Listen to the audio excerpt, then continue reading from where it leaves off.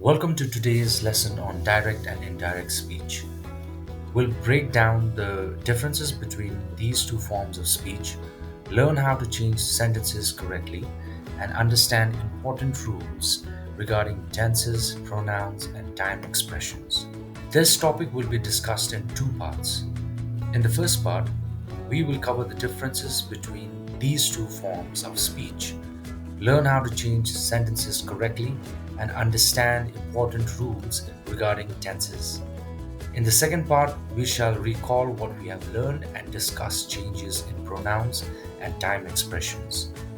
I'll walk you through examples that you can easily relate to, and by the end of this video, you'll feel confident in transforming direct speech into indirect speech and vice versa. Let's get started.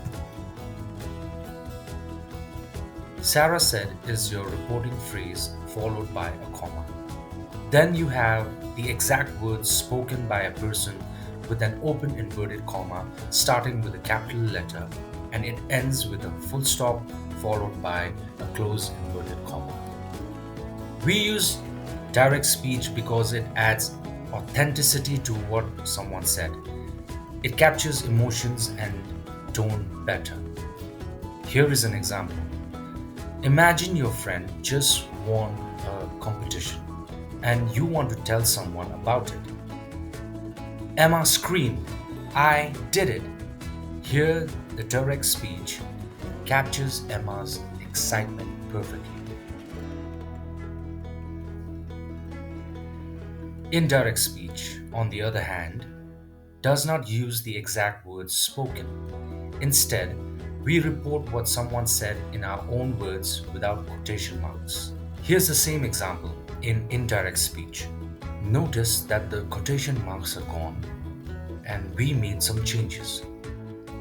I becomes she, am going changes to was going, and we shall explore these changes in more detail soon.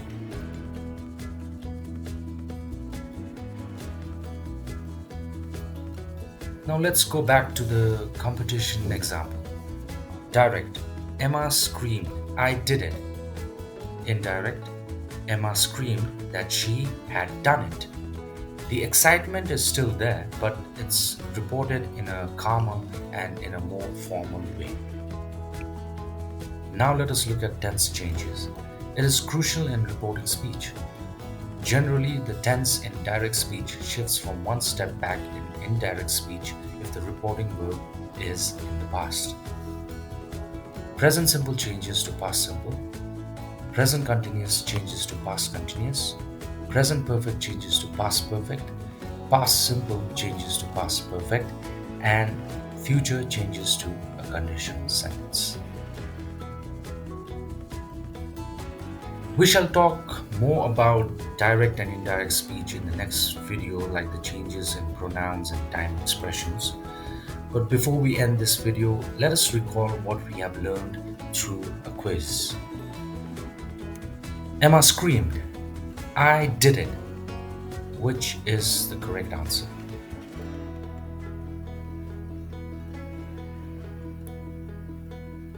The correct answer is option 3, and that is Emma screamed, "I did it," with a comma and the quotation marks along with the exclamation mark.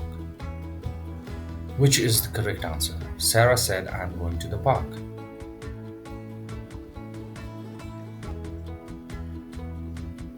It is option 3. Sarah said that she was going to the park. This brings us to the end of this video, but we shall continue in the next.